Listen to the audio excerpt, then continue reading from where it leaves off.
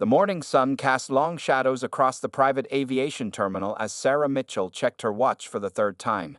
At 45 years old, she had grown accustomed to being the most powerful person in most rooms she entered. Today was no different, except that she was running 15 minutes behind schedule for her flight to Chicago. Sarah adjusted her navy blue Armani suit and gripped the handle of her Louis Vuitton luggage a little tighter. Her heels clicked confidently against the polished floor as she approached the terminal's entrance. As the CEO of TechVision Solutions, a company she had built from the ground up over the last decade, she had become one of the most respected names in tech consulting. Her firm now employed over 500 people and served clients across the country. The private aviation terminal was quiet that morning, with only a few other passengers visible in the exclusive waiting area. Sarah had started using private jets 3 years ago when her company's rapid growth made time management crucial. Regular commercial flights simply couldn't accommodate her demanding schedule anymore. As she neared the security checkpoint, Sarah noticed the guard's expression change. Richard Cooper, whose name badge gleamed under the fluorescent lights, straightened up in his chair and narrowed his eyes. He had been casually chatting with a white businessman who had just passed through security, but his demeanor shifted dramatically when he saw Sarah approaching. Sarah reached for her identification and flight documents, already anticipating what was about to happen. She had experienced similar situations before, though they had become less frequent as her success and reputation grew.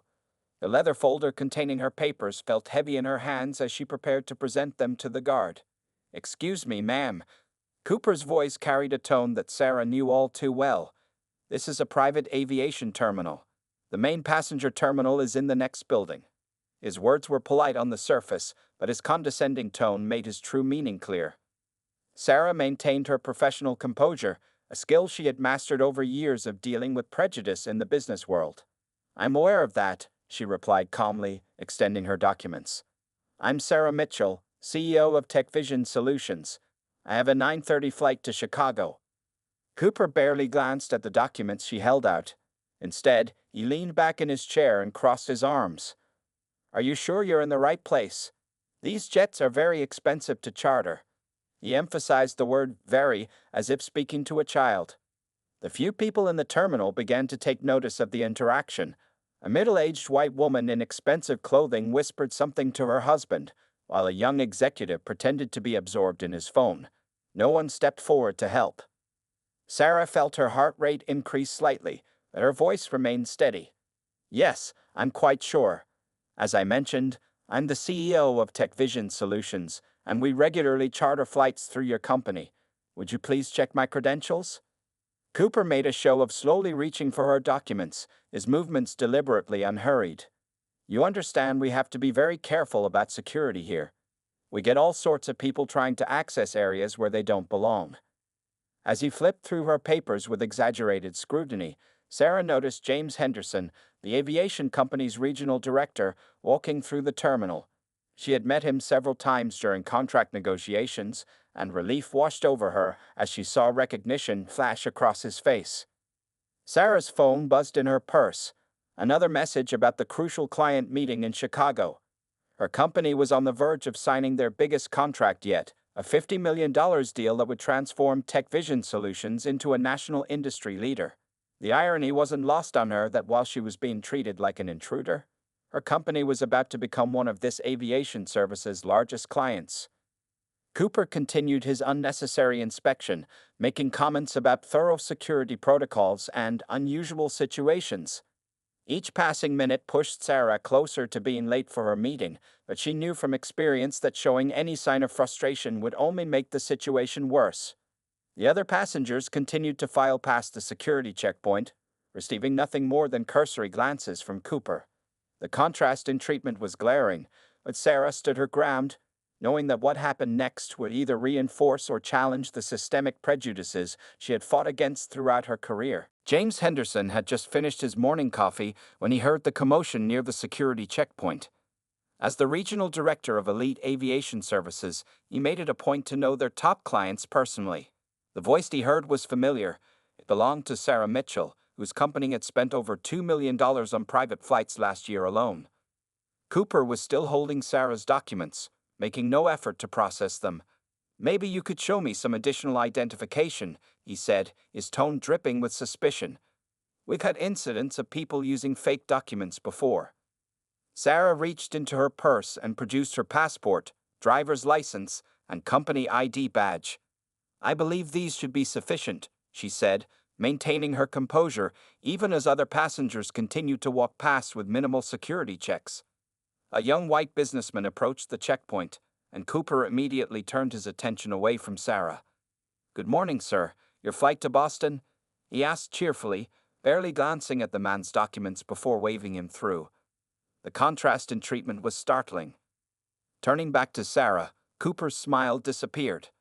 "As I was saying, we need to be absolutely certain about your credentials.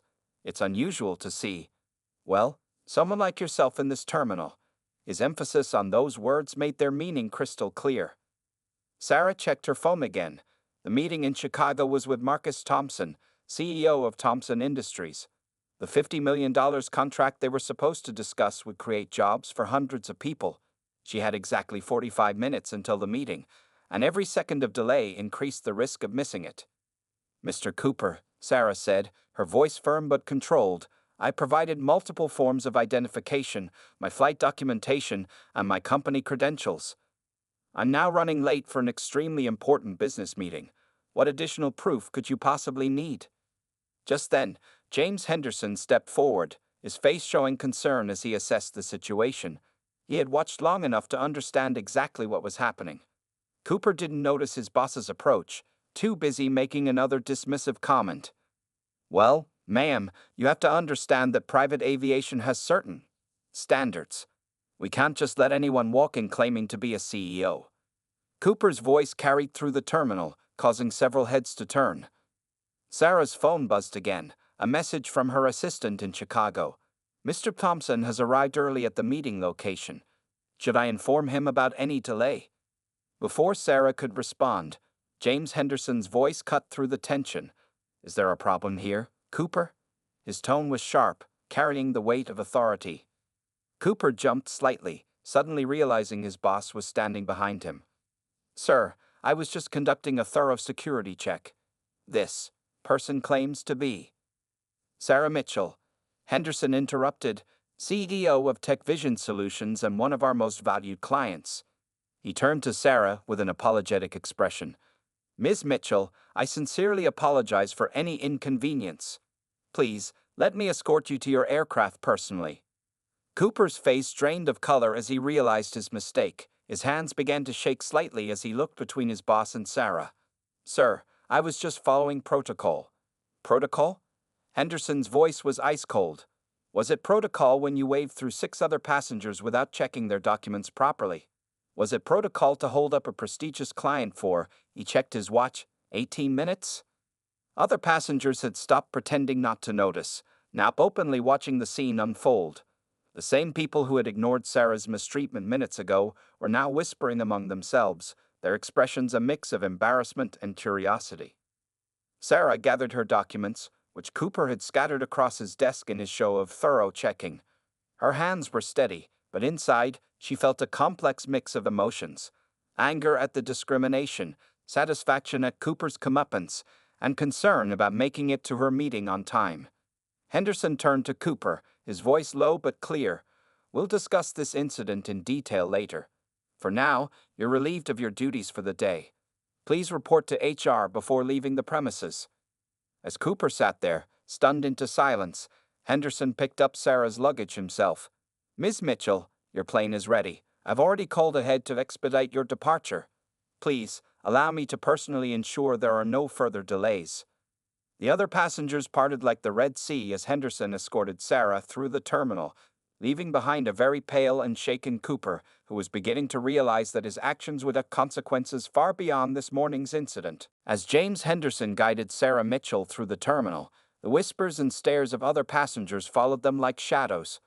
The morning's incident had shattered the usual quiet atmosphere of the private aviation facility, leaving behind a wake of uncomfortable realizations for everyone present. Sarah's phone buzzed again, another message from her Chicago office. This time, she allowed herself to check it while walking. Her assistant had managed to push the meeting back by 30 minutes, giving her just enough breathing room to make it on time. Despite this small relief, the morning's events weighed heavily on her mind. "Ms. Mitchell," Henderson spoke as they approached the private jet. "I want you to know that this incident will not be ignored. Cooper's behavior goes against everything our company stands for." His voice carried both authority and genuine concern. Sarah paused at the foot of the airplane stairs. "Mr. Henderson, this isn't the first time I've faced discrimination, and sadly, it probably won't be the last. But what concerns me more is thinking about others who might not have the position or voice to stand up for themselves." Meanwhile, back in the terminal, Cooper sat at his desk, his face still ashen. Human Resources had called, requesting his immediate presence. As he gathered his belongings, he noticed people actively avoiding eye contact with him. The same staff members who had laughed at his jokes earlier that morning now turned away when he passed. Before heading to HR, Cooper made a desperate attempt to justify his actions to his immediate supervisor, Michael Torres. "I was just being thorough," he insisted, his voice shaking. "How was I supposed to know who she was?" Torres looked at him with disappointment. "That's exactly the problem, Richard. You didn't even try to know. You just assumed. Did you notice that you didn't ask any other passengers for multiple forms of ID? Or that you didn't question anyone else's right to be here?" As this conversation took place, Sarah's story was already spreading through the aviation company's internal communications. Someone had recorded part of the incident on their phone, and the video was making its way through employee chat groups. The timestamp on the security cameras showed Cooper had delayed Sarah for exactly 22 minutes, while the average security check that morning had taken less than 2 minutes for other passengers. Back at the plane, Henderson was making calls to ensure Sarah's flight would have priority clearance for takeoff. "Ms. Mitchell, we have instructions from our CEO to ensure you reach Chicago as quickly as possible. He would like to personally speak with you when you have a moment." Sarah nodded, but her mind was already forming a bigger plan. Years of facing similar situations had taught her that meaningful change required more than just punishing one person. "Mr. Henderson, when I return from Chicago, I'd like to schedule a meeting with your executive team. I believe we can turn this unfortunate incident into an opportunity for positive change." The pilot approached them with the final flight preparations completed. As Sarah prepared to board, she noticed a young black woman working as a maintenance technician on another plane. Their eyes met briefly, and Sarah saw in them a reflection of her own struggles and determination. In the HR office, Cooper was beginning to understand the magnitude of his actions. The department head, Patricia Chen, laid out the facts: multiple witnesses, security camera footage, and a clear pattern of discriminatory behavior revealed by a quick review of the morning's security logs. "Richard," Patricia said firmly, "you didn't just disrespect a client today. You violated our company policies, exposed us to potential legal action, and most importantly, you showed us that our current training programs have serious gaps that need to be addressed." As Sarah's plane prepared for takeoff, she drafted a quick email to her company's board of directors. The subject line read, "Proposal, Aviation Industry Diversity Initiative." Her fingers moved swiftly across her phone's keyboard as she outlined her vision for a program that would address systemic discrimination in the aviation industry. The plane lifted off the runway, leaving behind a changed environment. Cooper's desk sat empty, his security badge deactivated. Henderson was already in an emergency meeting with other executives, discussing immediate policy changes. And somewhere in the terminal, that young black maintenance technician watched Sarah's plane disappear into the clouds, feeling a new sense of possibility. Word of the incident was spreading beyond the terminal walls. By the time Sarah's plane reached cruising altitude, local business reporters were already calling the aviation company for comments. What had started as one security guard's discriminatory actions was about to become a catalyst for much bigger changes. 1 week after the incident, Elite Aviation Services' main conference room was packed with executives, HR representatives, and diversity consultants. Sarah Mitchell sat at the head of the table, presenting her detailed plan for the Aviation Equality Initiative. The same people who had once been worried about bad publicity were now taking pages of notes. "This program isn't just about avoiding discrimination," Sarah explained, pointing to her PowerPoint presentation. "It's about creating real opportunities." She clicked to the next slide, showing statistics about minority representation in private aviation, numbers that made several executives shift uncomfortably in their seats. In the back of the room sat Richard Cooper, looking different from the proud security guard he'd been a week ago. As part of his rehabilitation program, he had spent the past week attending intensive diversity training sessions. More importantly, he had requested to be part of this meeting, not knowing Sarah would be there. Jasmine Williams, now in her second week as Assistant Operations Manager, presented the next part of the program. In just 7 days, we've identified 30 qualified minority candidates who were previously overlooked for promotions, she reported. These are people with degrees, certifications, and experience who were told they weren't the right fit. The company's CEO, David Anderson, stood up. Ms. Mitchell, the board has approved your proposal. We're committing $10 million to launch this initiative. He paused, looking around the room. We want to do more.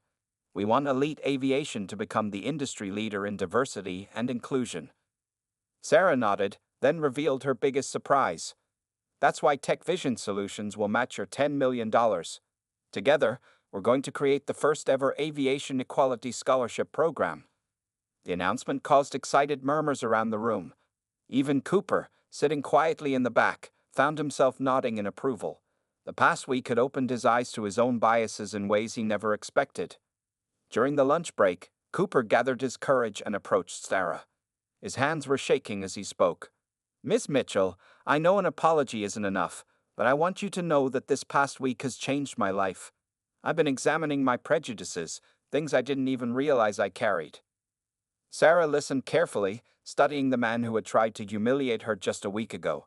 She saw something different in his eyes now, not the arrogant security guard, but a person beginning to understand his mistakes. Mr. Cooper, she responded, change starts with acknowledgement. What matters now is what you do with this understanding. She handed him a brochure for the new program. We need people who have learned from their mistakes to help others avoid making them. Later that afternoon, the first round of changes was announced. Jasmine would head the new mentorship program, specifically designed to support minority employees in the aviation industry. Cooper, to his surprise, was offered a position as part of the training team, where his experience and newfound awareness could help prevent similar incidents. The local news stations arrived to cover the announcement of the Aviation Equality Initiative. Reporters watched as Sarah and CEO Anderson signed the official partnership agreement. But the real story was happening behind the scenes, where employees of all backgrounds were finally feeling heard and valued. A month ago, Jasmine had been fixing planes, her management degree gathering dust. Now she stood beside Sarah, helping to design training programs.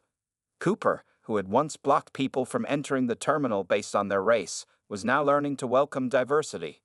As the day wound down, Sarah received an unexpected gift from her staff, a framed photo of her standing in front of her private jet, with the words "Change takes flight" engraved on the plaque.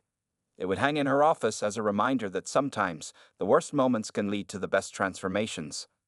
That evening, as Sarah prepared to board her flight home, she noticed something different about the terminal. The security staff was more diverse, the atmosphere more welcoming. A young black pilot walked past, exchanging friendly greetings with the staff. Change was already taking flight. Cooper, working his new position in training development, watched Sarah's departure from the office window. He touched the diversity training manual on his desk, thinking about how one morning of prejudice had led to a lifetime of learning. His daughter had told him she was proud of him for learning from his mistakes instead of making excuses. The sun set over the airport as Sarah's plane took off, casting long shadows across the terminal where everything had started. In just 1 week, an act of discrimination had transformed into a movement for change, proving that sometimes the worst moments can become catalysts for the best transformations. 3 months after the incident, the Aviation Equality Initiative had grown far beyond elite aviation services. Sarah Mitchell found herself addressing a conference room full of executives from every major private aviation company in the country. The video of her discrimination had now reached millions of views, but today she was making headlines for a different reason. In just 90 days, Sarah began her presentation. We've hired and promoted over 100 qualified minorities across the industry. But this is just the beginning. She clicked to a slide showing impressive statistics. The room fell silent as the numbers spoke for themselves. Among those in attendance was Richard Cooper, wearing a new badge that read, Diversity Training Coordinator. His story had become an unexpected part of the program's success. Rather than hiding from his past mistake, he now used his experience to teach others about recognizing and overcoming their biases. Last quarter, Cooper told the audience, his voice steady and confident, I was the problem. Today, I'm part of the solution. His honest admission earned respectful nods from the crowd. It took losing my job to open my eyes, but now I help others open theirs before they make the same mistakes. Jasmine Williams, now the full operations manager, presented the mentorship program's results. Under her leadership, 25 minority employees have received promotions in various aviation companies. She became known as the rising star of private aviation management. When Ms. Mitchell was blocked from her flight that day, Jasmine said, none of us knew it would lead to this. Today, we have minority pilots, managers, and executives across the industry. We're not just changing policies, we're changing lives. The success stories kept coming. Maria Rodriguez, a Hispanic maintenance technician who'd been passed over for promotion 6 times, was now chief of aircraft maintenance. James Turner, a black pilot with thousands of flight hours but no private aviation opportunities, now flew celebrity clients across the country. During the lunch break, Sarah received an unexpected visit from Cooper's teenage daughter, Emma. Ms. Mitchell, the girl said shyly, I wanted to thank you. My dad is a different person now. He's teaching my brothers about respect and equality. You didn't just change him at work, you changed our whole family. The afternoon session revealed the initiative's biggest announcement yet. Elite Aviation Services, along with 5 other major private aviation companies, had committed $100 million to create the National Aviation Diversity Fund. The fund would provide scholarships, training programs, and career development opportunities for minorities in aviation. Sarah watched from the podium as company after company signed the commitment. 3 months ago, she'd been humiliated at a security checkpoint. Now, she was leading an industry-wide transformation. Her phone buzzed with a message from her board of directors. TechVision Solutions stock had hit an all-time high, partly due to the positive publicity from the initiative. Cooper took the stage later that day, sharing his personal journey. I used to think I was just doing my job, he admitted. But I was carrying biases I didn't even recognize. Now, I help security teams across the country understand that real security isn't about discrimination. It's about respect, procedure, and treating everyone with dignity. The conference made national news that evening.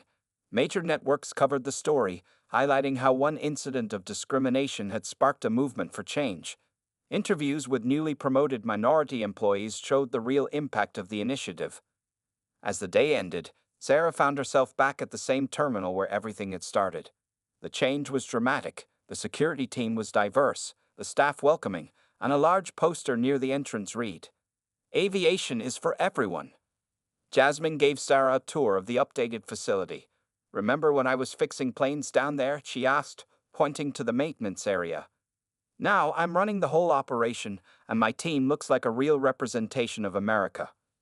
Cooper, finishing his last training session of the day, watched Sarah and Jasmine walk through the terminal.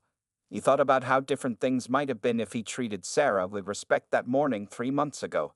But perhaps, he realized, sometimes it takes a mistake to create a miracle. The sun set over the airport as Sarah prepared to board her flight home.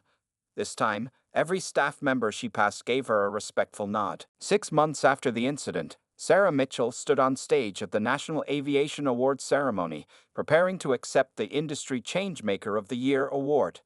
The ballroom was filled with over 1,000 aviation professionals, many of whom were new faces brought in through the Aviation Equality Initiative. When I was blocked from boarding my flight that day, Sarah began her speech. I had 2 choices, to let it defeat me, or to use it as fuel for change. She looked out at the audience, spotting familiar faces who had been part of this journey. We chose change, and look at us now.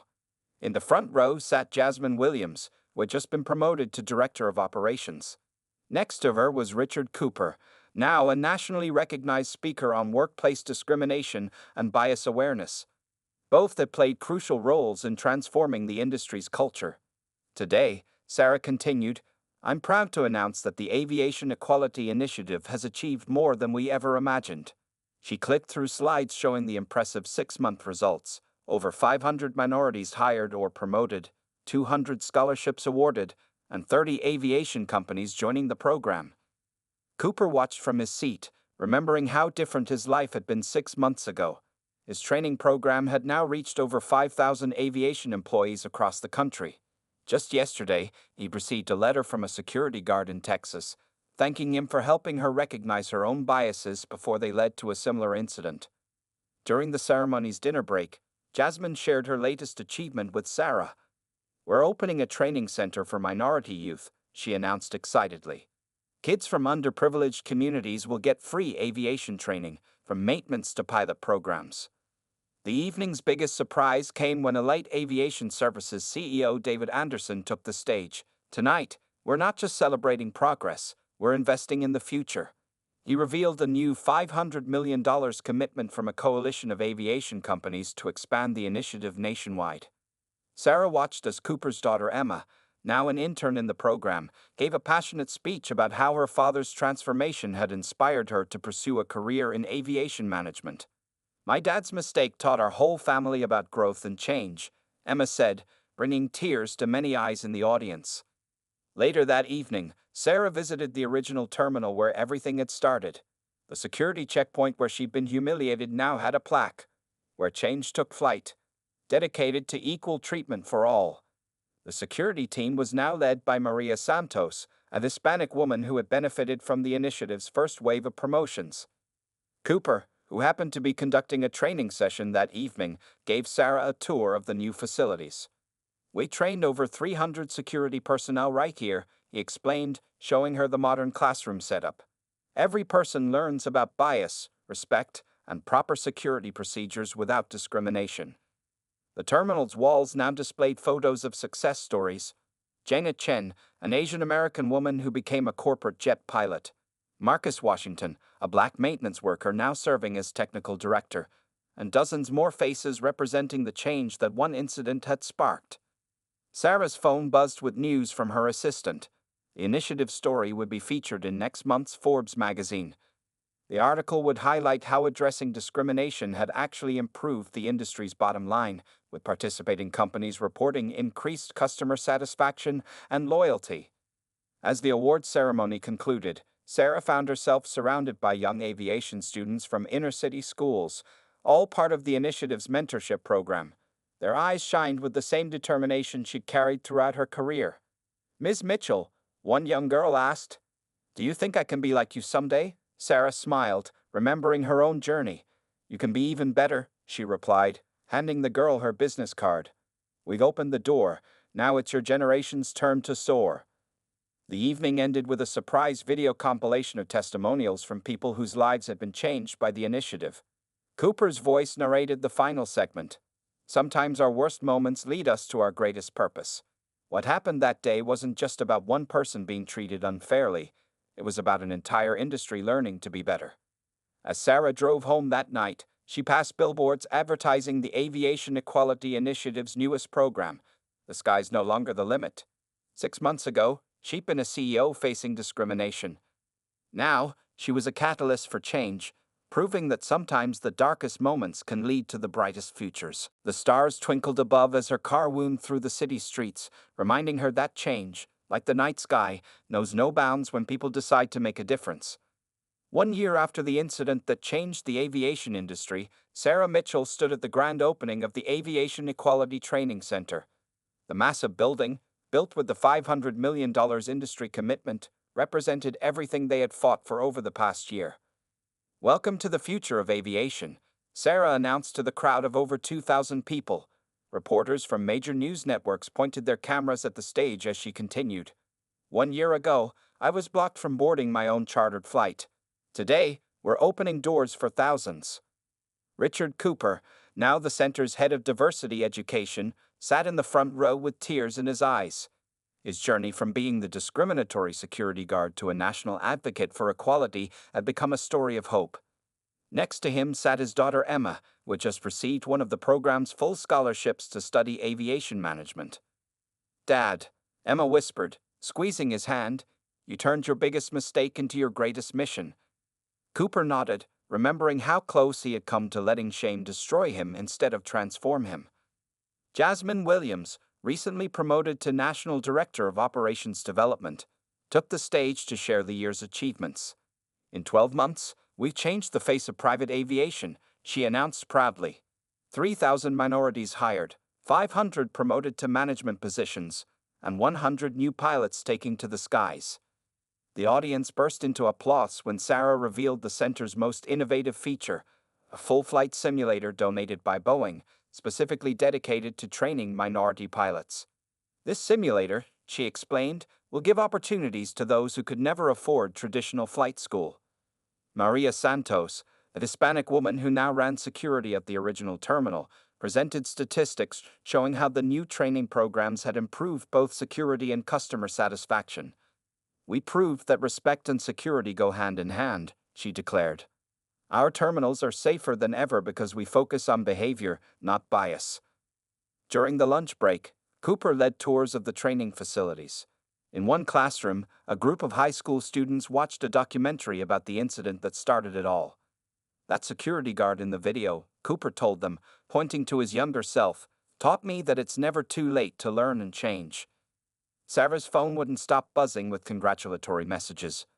The president had just signed an executive order requiring all aviation companies to implement similar diversity programs. The Aviation Equality Initiative had become a model for other industries trying to address systemic discrimination. The afternoon session featured success stories.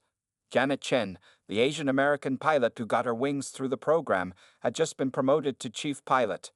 Marcus Washington, who started in maintenance, now headed the technical division of a major airline. Each story proved that talent only needed opportunity to soar. Cooper's training program had become so successful that other industries were adopting it. Banks, hospitals, and tech companies were sending their security teams to learn from his experience. "My greatest shame became my greatest purpose," he told a group of corporate executives. "Sometimes our worst moments lead us to our best destiny." As the day progressed, Sarah announced the initiative's next phase, a partnership with 50 universities to create aviation career paths for minority students. "We're not just changing today's industry," she declared. "We're securing tomorrow's future." The ceremony's most touching moment came when a group of children from inner-city schools performed a play about dreams taking flight. Their final scene showed a young black girl, dressed as a pilot, helping others climb aboard her imaginary plane. There wasn't a dry eye in the house. Near day's end, Cooper approached Sarah with an unexpected gift, a framed photo of them both from that first day, next to a current picture showing how far they'd come. "You could have destroyed me," he said softly. "Instead, you helped me grow." The final announcement came as the sun set. Elite Aviation Services, along with 20 other companies, had committed another $1 billion to expand the initiative globally. What started in one terminal, Sarah concluded, will now take flight around the world. As the celebration ended, Sarah stood at the center's entrance, watching people leave. A young black girl tugged at her sleeve. "Ms. Mitchell," she said excitedly, "I'm going to be a pilot because of you." Sarah smiled, remembering all the doors that had been closed to her throughout her career. Now, she wasn't just opening doors, she was building new ones. The incident that could have been just another story of discrimination had become a legacy of transformation. That night, as lights illuminated the new training center, Sarah watched planes take off into the darkening sky. Each one carried the promise of a future where talent and determination, not race or gender, would determine how high someone could soar.